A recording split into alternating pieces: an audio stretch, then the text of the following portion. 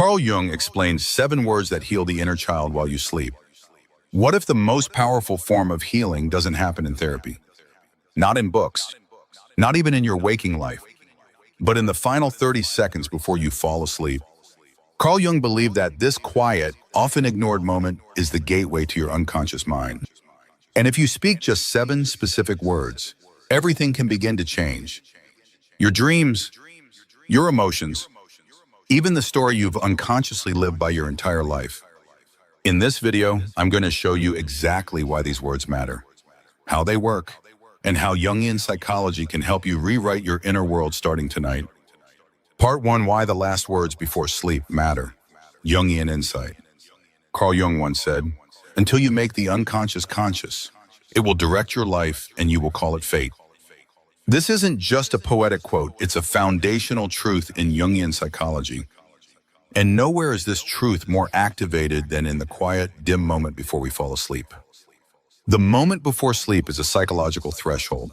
As your body relaxes and your breathing slows, your mind begins to cross over from the conscious world into the realm of the unconscious. Jung called this a liminal space, a symbolic doorway between 2 dimensions of the self. This threshold is incredibly powerful. Why? Because in that moment, the ego starts to dissolve. Your outer identity, the roles you play during the day, worker, parent, friend, performer, fade into the background.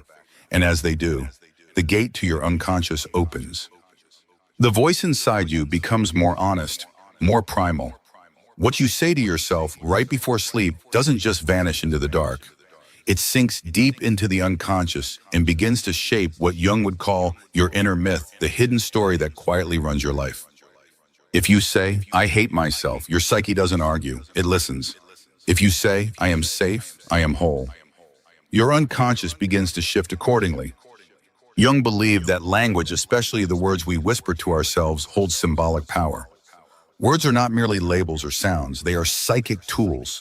They are symbols that carry energy, that activate archetypes, that shape the very architecture of our inner world. At night, when the noise of the world fades and you're left alone with your thoughts, you are in the most receptive state. The unconscious is listening. It's open, it's vulnerable, and that makes it the perfect time for transformation. Jung also emphasized that while the ego sleeps, the psyche does not. The unconscious becomes incredibly active during sleep. It processes memory. It resolves internal conflicts. It creates dreams that reflect the deeper parts of your soul. The words you speak before you fall asleep are like instructions to that inner system. They're not commands exactly, but they are symbolic suggestions. They set the tone for the kind of inner work your psyche will engage in during the night. If you feed your unconscious with guilt, anxiety, or fear, it will respond in kind through restless dreams, unease, or fatigue that carries into the next day. But if you speak words of acceptance, forgiveness, and inner peace, your psyche will begin a different kind of work, a healing process, a reintegration of parts of yourself that have long been rejected or ignored. Jung's theory of archetypes also ties directly into this idea. Archetypes are not just mythological figures or personality types. They are living forces within the psyche, and words can trigger them. For example, saying "I forgive" can awaken the wounded healer. Saying "I accept" might activate the shadow, urging it to step into the light. Saying "I am enough" can call forth the inner child, long buried beneath layers of shame and fear. The few minutes before you sleep, then, are sacred, not in a religious sense necessarily, but in a psychological one. They are sacred because they allow you to interact with the unconscious in a way that is direct, symbolic, and transformative. Today, most people treat bedtime as a routine: check your phone, turn off the light, maybe scroll through one more video. But Jung would encourage us to treat it as a ritual, a chance to plant seeds in the garden of the unconscious. Because tomorrow's emotional landscape begins with the stories we tell ourselves tonight. Instead of letting your last thoughts be shaped by fear or distraction, what if you chose words that carried symbolic meaning? What if you whispered a phrase to yourself that reflected the truth of who you are, not the wounded parts, but the whole? These 7 words we will explore in the next section are not random. They are drawn from Jungian principles. Each one has the power to activate a different aspect of the psyche, to call home a part of you that has been lost in the shadows. And this isn't just theory. Modern neuroscience backs it up. Studies show that the mind is highly suggestible in the moments before sleep. The neural pathways formed in that window are more likely to stick. Affirmations, positive self-talk, and intentional thoughts during that time have measurable effects on anxiety, confidence, and even physical health. Jung didn't need a brain scan to know this. He saw it in his patients. He saw it in his own dreams. He saw how the unconscious responds to symbolic language and how healing begins with a single word spoken in truth. So let's not waste those final moments of the day. Let's speak with intention. Let's speak with reverence. Let's speak in a way that awakens the deepest parts of the soul. Part 2, what are the 7 words that can change everything? Carl Jung never offered a list of 7 exact words to say before sleep, but through his body of work, his writings on the unconscious, shadow integration, archetypes, and self-actualization, we can distill a powerful phrase that aligns with his teachings. That phrase is, I accept all of myself right now. 7 words, simple, quiet. But within those few syllables lies an entire philosophy of healing and wholeness. Let's break it down the Jungian way, one word at a time. This is the foundation of individuation. In Jungian terms, the I is not the ego alone, it is the gateway to the self. It's the conscious part of you claiming ownership of your being. This one word anchors the statement in personal responsibility. No projection, no blame, just presence. By starting with I, you signal to your unconscious, this is about me, not anyone else. This is my journey, my healing, my soul. Acceptance is one of the most powerful forces in Jungian work. Not to be confused with approval or resignation, acceptance in this context means facing what is with eyes wide open and judgment set aside. Jung emphasized that healing begins when we stop denying the parts of ourselves we find ugly, shameful, or frightening. The shadow doesn't go away when ignored, it grows stronger. But when acknowledged with acceptance, it begins to integrate. Saying accept before sleep is like telling the shadow, I see you, I'm not running anymore. This word may be the most radical in the sentence. Not some, not the good parts, not the things that are easy to love. Jung believed that true wholeness, the goal of individuation, requires embracing the totality of the self, light and dark, wounded and wise, divine and destructive. By saying all, you are not just healing selectively, you are calling the whole psyche into alignment. This is shadow work in action. It is emotional courage. It is psychological revolution. This small word marks ownership, points to everything that exists within your psychic container. Emotions, memories, fears, desires, failures, dreams, nightmares. It affirms that everything inside you is yours to hold and to work with. Jung taught that the more we own what is within us, the less we are controlled by it. Ownership dissolves projection, and projection is the root of suffering. Myself. Jung saw the self as a totality, a unification of opposites, the container of all archetypes, and the deeper source of meaning in each life. To say myself is to speak to something greater than the ego.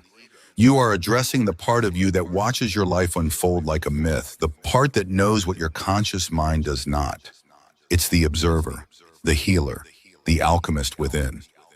By saying myself, you connect to the internal healer Jung believed lives in every person, right? This word brings time into the equation, and in Jungian psychology, time is crucial. The unconscious lives in symbolic, non-linear time, but the ego lives in now. When you say right, you're bridging the two worlds. You are not promising to accept yourself someday. You are choosing to do it now. In this moment, at the threshold of consciousness and unconsciousness. That immediacy is powerful. It bypasses resistance, it collapses delay, it signals readiness. Now, this is the final anchor. The soul doesn't need promises about tomorrow. It doesn't understand someday healing. It only responds to what is real and present. Now makes it real. It finalizes the ritual. It tells your unconscious, I'm not waiting to love myself. I'm not waiting to stop rejecting who I am. It begins here. This word is what turns a sentence into a ritual. So when you put it all together, I accept all of myself right now. You are not just saying words. You are calling the ego and unconscious into union, inviting the shadow to return from exile, activating archetypes that have waited for permission to emerge, performing a psychic ritual that Carl Jung would consider a sacred step toward individuation. And most importantly, you are doing it in the exact moment, the liminal, open, unguarded moment when the psyche is most receptive. You are not manipulating the unconscious. You are honoring it. You are not begging it to fix you. You are speaking to it as a partner. This is the key difference between performative affirmations and deep psychological integration. Jung never believed that simply repeating words could fix a wounded soul, but he did believe that speaking truth at the right moment, especially a truth aligned with inner wholeness, could begin the process of return. The return to yourself, the return to unity, the return to peace. Part 3, Shadow Integration, begins in the night. Carl Jung often referred to the unconscious as a vast inner kingdom, one we must journey through if we ever want to know who we truly are. And at the heart of this kingdom lies the shadow, all the parts of ourselves we have repressed, denied, or judged as unworthy. For Jung, facing the shadow wasn't just important, it was essential. In the hours of sleep, especially the moments right before we drift off, present one of the most potent opportunities to begin that inner work. When you speak the 7 words, I accept all of myself right now before sleep, you are, in essence, extending a hand to the shadow. You are saying, I'm ready to see what I have ignored. I'm ready to stop pretending that I'm only the parts of myself that look good in the light. And that invitation changes everything. Shadow integration does not begin with force. It begins with acknowledgement, with invitation, with presence. The unconscious responds not to demand, but to sincerity. During sleep, the mind doesn't simply shut down, it transforms. It digests emotional experience, symbolically resolves inner conflict, and initiates what Jung described as the individuation process, the journey toward becoming a whole human being. When the final words you speak before sleep reflect acceptance, something begins to shift. Your unconscious receives the message, there is no longer a war within. The exiled parts of the psyche, the rejected emotions, the unprocessed trauma, the unspoken truths feel safe enough to emerge. And when they do, they often appear in dreams. Jung placed enormous value on dreams. To him, dreams were not random. They were messages from the unconscious, encoded in the language of symbol and metaphor. He called them a spontaneous self-portrayal, in symbolic form, of the actual situation in the unconscious. If you go to sleep with resistance, fear, or avoidance, your dreams will often reflect that. They may become chaotic, violent, or fragmented, mirroring the disconnection within. But if you go to sleep with conscious acceptance, if you speak those 7 words from a place of truth, your dreams begin to change. You may start to notice certain images recurring: a lost child, a hidden room, an animal, a shadowy figure approaching you. These are not just symbols. They are living elements of your psyche seeking recognition. They are trying to return. And that return is the first step towards psychological healing.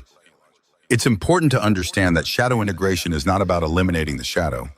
Jung warned against this kind of moralistic purification. He believed that the shadow held not only darkness, but also gold gifts, strengths, passions, and desires we once suppressed because they didn't fit our conscious identity. By welcoming the shadow into awareness, even in sleep, we don't become worse. We become real. For example, someone who always plays the peacemaker might repress their anger. That anger becomes part of their shadow. But anger, when integrated, becomes boundary setting, self-respect, and inner fire. Or someone who was shamed for being sensitive might bury their vulnerability. But in the shadow, that vulnerability waits. And when it returns, It brings with it empathy, connection, and emotional depth. This is the alchemy of the psyche that Jung spoke of. It's not about self-improvement, it's about self-acceptance. Not about becoming someone new, but remembering who you always were. And the process begins at night. Before sleep, the ego loosens. The defense mechanisms that usually block shadow material rationalization, denial, repression go offline. The walls fall, and in that openness, your psyche becomes malleable. The unconscious starts listening with more sensitivity. It receives the words you offer and begins reorganizing itself around them. The 7 words act like a soft but powerful spell, a signal to the deeper self that the war is over, that healing can begin. Some nights, this may lead to vivid dreams. Other nights, you may feel nothing at all, but the process is happening beneath awareness, beneath logic, beneath control. Each time you speak those words before sleep, you are watering the roots of integration. You are building a bridge between the conscious and the unconscious, between your day self and your night self. And over time, that bridge becomes stronger. The messages from your dreams become clearer. The emotional triggers during the day lose some of their grip. The inner critic becomes quieter. You start to see your patterns. You start to feel less fragmented. You begin to wake up different. Not dramatically, not overnight, but subtly, gently, like the way the sky begins to lighten before dawn. You are becoming whole. Part 4, Rewriting the Subconscious Narrative. Carl Jung believed that each of us lives out a story long before we realize we're even in one. That story is not written by logic or conscious, it's written by the unconscious mind. This story shapes what we believe about ourselves, what we expect from others, what kind of love we think we deserve, how we handle failure, how we receive praise, and how we relate to the world at large. Most people walk through life acting out a script they've never read. They confuse it with fate, but it's not fate, it's programming. And the source of that programming is the collection of unresolved emotions, buried memories, repressed fears, and unintegrated archetypes that live in the unconscious. Jung called this inner narrative a myth, not in the sense of something false, but in the sense of something symbolic, a myth that gives shape to our lives, often invisibly.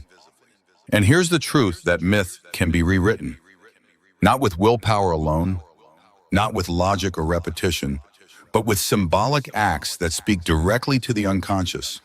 That's where the 7 words before sleep come in. When you say, "I accept all of myself right now," you are interrupting the unconscious narrative in real time. You are placing a new phrase when grounded in wholeness, not shame, into the foundation of your myth. Each repetition becomes a micro-intervention, and those micro-interventions add up. The unconscious, according to Jung, does not respond well to force or control. It doesn't care much for your goals or ambitions, but it does respond to symbol, to sincerity, to rituals that reflect an inner readiness to evolve. Saying those words before sleep is a ritual, and over time, that ritual begins to alter your symbolic story from within.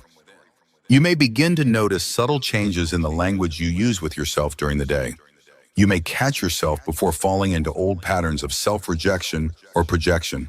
You may become more compassionate toward others because you've stopped waging war against yourself. You might start to experience dreams that rewrite old scenes. A parent who once ignored you now embraces you in a dream. A predator that chased you for years now speaks to you. A locked door you always encountered now opens. These aren't random. They are signs that your unconscious is integrating the new message. You are not an enemy to yourself anymore. When the unconscious receives that message consistently, night after night, it begins to change your emotional habits. You feel less reactive, less controlled by anxiety, more centered, more present. The narrative begins to shift from "I'm broken" to "I'm whole," from "I have to hide who I am" to "I can bring all of me into the light." And that shift, while invisible to others at first, is massive. It's the foundation for every future decision, relationship, and creative act you will make. Jung taught that change doesn't come from self-punishment. It comes from self-understanding. And self-understanding begins when we stop running from our own story and start listening to it. Not with judgment, but with acceptance. That's why these 7 words matter. They are not motivational. They are transformational because they speak the language of the unconscious symbol. Ritual, sincerity, timing. You don't need to analyze every childhood wound before healing begins. You don't need to unpack every trauma before things shift. You simply need to start relating to yourself differently, especially in the moments that matter most, like the last seconds before you fall asleep. By speaking words of total acceptance during that window, you signal to the unconscious, it's safe now. You don't have to protect me from myself anymore. This is how you begin to rewrite the internal story. You don't erase the past. You integrate it. You don't deny the wounds. You give them a voice. You don't escape the shadow. You invite it home. And each time you do, your inner myth evolves. Part 5, Emotional Alchemy While You Sleep. Carl Jung saw the human psyche as a kind of alchemical furnace.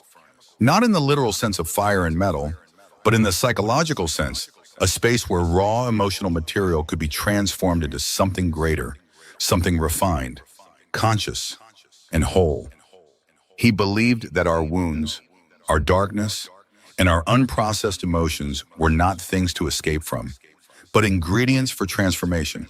This process, psychological alchemy, happens quietly, slowly, and perhaps most powerfully, during sleep.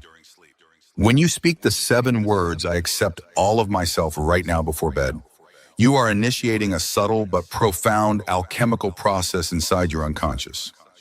You are introducing the element of conscious awareness into the vast hidden world within you. And that conscious awareness, even in the form of a short sentence, acts like heat in the alchemical vessel. It begins to catalyze change. Think of it this way. The emotions you haven't fully felt, the parts of yourself you've judged, the memories you've avoided, these are the raw materials. They sit heavy in the psyche like lead. But lead, as the ancient alchemists believed, is not just useless waste, it is potential. It can be transmuted. In Jungian terms, transformation begins when you stop running from that lead and begin holding it with awareness. And sleep provides the ideal conditions. During the day, we are distracted by external demands. We perform roles, we live from the ego. But at night, those defenses fall away. The unconscious comes alive, and it begins to work through whatever material you've offered it. If that material is chaos, self-hate, avoidance, resentment, the unconscious reflects that back through unsettling dreams, nervous tension, or emotional fatigue. But if that material is acceptance, especially unconditional acceptance, then something changes. The raw lead of unintegrated emotion begins to shift. Fear begins to soften into clarity. Anger begins to reveal where boundaries were violated. Shame starts to melt into self-compassion. This is emotional alchemy, and it rarely looks dramatic from the outside. You might not wake up in tears. You might not have a lucid dream filled with archetypes and symbols. But you may notice that you feel lighter, that you respond to life with less defensiveness, that your internal dialogue has begun to sound more like a supportive friend than a relentless critic. That shift is not accidental. It's the result of subtle, nightly rituals that feed the unconscious with something new: trust, presence, permission. The unconscious does not change on command, but it does respond to consistent symbolic cues. And the 7 words are exactly that, a symbolic offering of peace. Jung also understood that emotions are not fixed traits. They are energetic patterns. They move, they evolve, and most importantly, they can be transformed. By affirming total self-acceptance before sleep, you are not suppressing negative emotions. You are creating the space in which they can unfold safely. You are making room for the unconscious to move energy around, to repattern the emotional architecture you've lived with for years. Many people try to bypass this process. They seek control instead of surrender. They repeat affirmations with tension in their voice. They try to will themselves into healing, but Jung warned that what we resist persists. You can't force your way into peace. You have to allow it. The 7 words are not a spell. They are an opening. They communicate to your deepest self, I'm not at war with you anymore. I don't need to hide from my anger, my sadness, or my fear. I trust that these feelings have something to teach me, and I'm willing to listen even while I sleep. That willingness is everything, because willingness is the flame that fuels transformation. Not perfection, not control, not even clarity, just willingness. By practicing this every night, you give your unconscious a new framework. Over time, the emotional body learns that it's safe to feel, safe to express, safe to let go. This is how people begin to heal from long-held emotional pain, not by analysis alone, but by ritualized presence. You don't need to understand every feeling to transmute it. You just need to stop rejecting it. That's what the words do. They dissolve the barrier between you and your emotions. They create space for the psyche to do what it naturally knows how to do, heal. Part 6, Case Studies. Jung's clients and the power of night rituals. Carl Jung was not just a theorist, he was a clinician. He spent decades working directly with patients from all walks of life: writers, artists, doctors, soldiers, housewives, and philosophers. His consulting room in Kusnacht, Switzerland, became a place where people came not just to be understood, but to be transformed. And many of those transformations began not with analysis, but with rituals, quiet, personal, symbolic acts that signaled to the unconscious, I'm ready. One of the most powerful rituals Jung encouraged was the use of symbolic language at key psychological thresholds, especially before sleep. This wasn't superstition. Jung understood something few psychologists of his time did. The unconscious mind is not moved by reason. It's moved by symbol, by emotion, by repetition, by inner sincerity. In bedtime, when the ego relaxes and the unconscious rises, is the ideal moment for such work. Let's look at how this manifested in Jung's practice. One of Jung's patients, a successful man in his mid-40s, came to him with recurring dreams of drowning. Despite his outer success, he suffered from chronic anxiety, insomnia, and a deep sense of emptiness. Jung noticed that this man was living entirely in his persona, the mask he wore to function in the world. He had disowned his deeper feelings, particularly vulnerability and fear. Jung asked him to begin a simple nightly ritual before sleep. He was to place his hand on his chest and quietly say, I allow myself to feel what is inside me. 7 words, spoken every night. At first, the man resisted. It felt silly, beneath him. But over time, he reported something strange. The drowning dreams stopped. They were replaced by images of swimming, of surfacing, of breathing underwater. His insomnia softened. His anxiety dropped. And most importantly, he began to cry, something he hadn't done since childhood. This was not coincidence. The nightly ritual created a symbolic invitation for the shadow to return. It gave the unconscious permission to reveal what had been buried. Another case involved a woman plagued by nightmares of being chased in waking life. She was hyper-competent, always in control, but her dreams told another story. There was something inside her that felt hunted, cornered, afraid. Jung helped her trace this dream to an inner part of herself. She had rejected the part that felt weak, small, dependent. He invited her to begin each night by whispering, I accept the part of me that is afraid. She resisted at first, but within a week, her dreams changed. The figure that chased her no longer attacked. It spoke, it cried, and eventually, it embraced her. That is the power of symbolic language in a liminal state. This wasn't about magic words. It was about reconciliation. The moment you stop rejecting something within you, it no longer needs to scream through your dreams.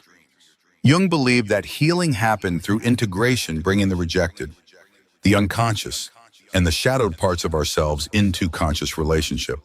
The best way to initiate this integration wasn't always through discussion or interpretation, but through ritual. Ritual, to Jung, was not about religion or dogma. It was about intentional acts that expressed inner truth. And the moments before sleep when the unconscious opens, are the perfect space for such rituals. Today, we might call these affirmations, meditations, or mantras, but in the Jungian sense, they are sacred invitations, not tools to get what you want, but offerings to parts of you that have long been silenced. Another powerful example, a teenage boy who suffered from panic attacks, which always came late at night. Jung discovered the boy had internalized a deep shame about his sensitivity, something his father had always mocked. Rather than challenge that shame with logic, Jung asked him to speak one sentence each night, "I am allowed to be soft." The boy laughed at first, but after 3 weeks, he stopped having panic attacks. Why? Because the unconscious finally received a new message, a different myth, one that said, you no longer have to hide. In all these examples, we see a pattern. The patient is suffering not just from external circumstances, but from an inner war between the parts of themselves they accept and the parts they deny. By speaking a new symbolic truth before sleep, they initiate peace. They tell the psyche, you are welcome here. This is the psychological power of the 7 words, I accept all of myself right now. Not because it's trendy, not because it's easy, but because it reflects a Jungian principle as old as time. The only way to heal is to face what you've exiled and bring it home. These nightly rituals may seem small, but in the symbolic world of the unconscious, they are enormous. They are tectonic shifts. They signal readiness, and the unconscious always responds to readiness. Part 7, how to practice the 7 words ritual every night. Up to this point, we've explored why the moment before sleep is sacred, how Jung viewed the unconscious as a symbolic realm, and how simple words can initiate profound psychological shifts. Now it's time to bring that theory into practice. Because, unless you actually do the work consistently, gently, and with intention, none of this will matter. Jung was clear about one thing: insight is not enough. Insight must become embodied, lived, practiced, ritualized. So how do you actually implement this 7-word ritual into your nightly life? The answer is simpler than you think. You begin with a choice to make space for yourself each night, not just to shut down your body, but to awaken your psyche. Step 1, create a quiet moment. Set aside 2 to 5 minutes before bed. Turn off the noise. Put your phone down. Dim the lights. You're not entering sleep, you're entering a psychological doorway.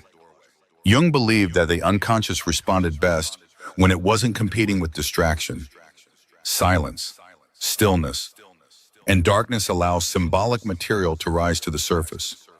Step 2, speak slowly, speak honestly. Now, speak the 7 words out loud or silently. I accept all of myself right now. Don't rush. Don't repeat like a robot. Say them with presence. Feel them. Let each word sink in like a stone dropped into water. If one of the words catches emotionally, if you feel resistance to accept, or all, or myself, that's okay. That's actually the beginning of integration. Don't push past it. Sit with it. Stay curious. These moments of resistance are your shadow introducing itself. Step 3, add personal variations optional. Though I accept an also of myself right now is a beautiful Jungian distillation. It may help to personalize your own 7 words depending on your inner landscape. Examples. I allow myself to feel everything tonight. I forgive the parts I used to fear. I welcome home what I once rejected. Each version should carry the same energy of wholeness and embrace of your full self, without judgment, performance, or pressure. The words are not affirmations in the modern sense. They are invitations to the unconscious. They're a message to your inner world that you're no longer trying to hide from it. Step 4, pair with a somatic gesture. You can deepen the ritual by adding a physical gesture that grounds the words in your body. Jung was deeply interested in how the psyche and soma body were connected. Try placing a hand over your heart or on your stomach. Sit cross-legged or lay back with intention. The body, like the unconscious, responds to repetition and rhythm. When your body associates a certain posture with inner peace, it becomes easier over time to enter that state. Step 5, journal, after waking dream work. Jung considered dreams the royal road to the unconscious. If you speak the 7 words before bed, you'll often begin to notice your dreams become more vivid, symbolic, or emotionally charged. Keep a small notebook or your phone nearby. When you wake, jot down anything you remember: images, symbols, emotions. Don't try to interpret them right away. Just collect them. These are psychic clues. Over time, you may see patterns: animals, houses, storms, people from your past. Each element reflects part of the psychic landscape that is evolving due to your nightly ritual. If you're ready to go deeper, consider working with Jungian dream prompts. What part of me does this dream image represent? What is the dream asking me to feel or face? What would happen if I embraced, rather than avoided, this symbol? Step 6. Trust the slow process. This ritual is not a magic trick. You will not wake up tomorrow fully healed or dramatically changed. Jung believed real transformation takes time because it involves the integration of psychic material that may have been exiled for decades. But what does happen quietly, consistently, is that your inner world starts to trust you again. The parts of yourself that have been hiding begin to come forward, not all at once, and not always comfortably, but with growing confidence that they will be met with compassion, not judgment. Step 7. Stay with the ritual through resistance. There will be nights you won't want to say the words. You'll be tired, you'll feel silly, you'll feel numb. That's when the ritual matters most. Because it's in those moments, the nights when your defenses are strongest, that the unconscious is most reactive. Saying the words on those nights is a message that you are no longer being run by avoidance, that you are becoming a person who can be present, even when presence feels hard. Jung called this holding the tension of the opposites, the capacity to sit between light and dark, doubt and faith, pain and peace, without running. That is true strength. And that is how the 7 words become more than a practice. They become a threshold, a reorientation, a return. Part 8, Living from Wholeness, the lasting echo of a nightly ritual. Carl Jung often spoke of the goal of psychotherapy not as happiness or success or even mental stability, but as wholeness. Wholeness, in Jungian psychology, is the state in which all parts of the self, light and shadow, conscious and unconscious, persona and soul, are seen, acknowledged, and integrated. It is not perfection, it is not bliss. It is the deep, embodied sense that you are not at war with yourself anymore. When you begin the practice of saying, "I accept all of myself right now," before sleep, you're not just influencing your dreams or calming your nervous system for better rest. You're planting a seed, and over time, that seed grows into a new way of being. This is what Jung meant when he described individuation, the lifelong process of becoming the person you were always meant to be, not by adding layers of identity, but by peeling them back and allowing the true self to emerge. And that emergence happens in the small, repeated, sincere moments of presence. You may notice subtle shifts in your waking life. You pause more often before reacting. You begin to notice the inner voice that used to shame you, and you no longer believe it. You feel sadness rise, and instead of shutting it down, you sit with it. You feel joy, and instead of waiting for it to vanish, you let yourself breathe it in. All of this is evidence of a deeper process taking root. It is the soul saying, "I'm home now." You may also notice that your external relationships begin to change. People reflect back the energy you've cultivated within. You're no longer seeking validation because you've stopped invalidating yourself. You begin attracting honesty because you've stopped lying to your own emotions. You begin living without the constant hum of anxiety or self-abandonment. These are not miracles, they are the natural consequences of psychological integration.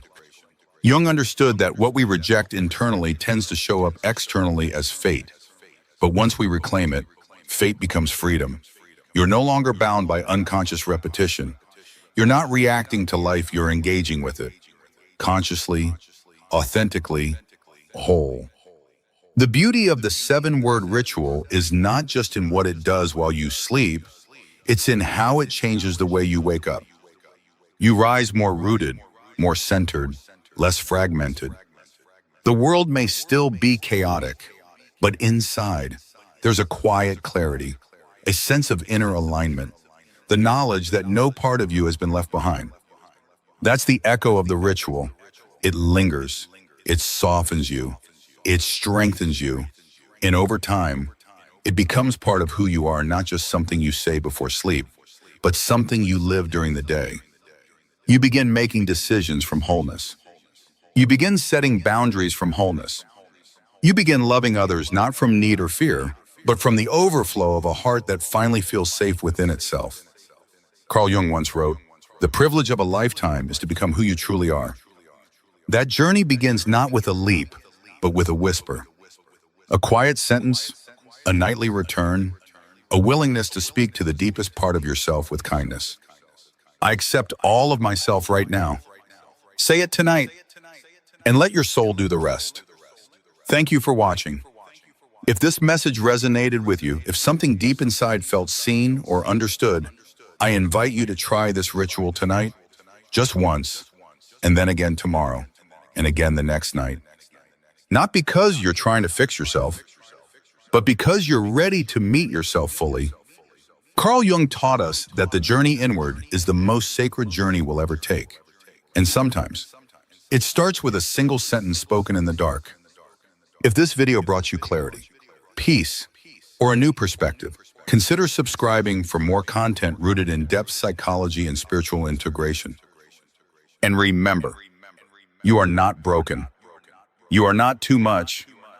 You are not lost. You are becoming whole. I'll see you in the next video. Until then, sleep well, speak gently, and trust the quiet power within.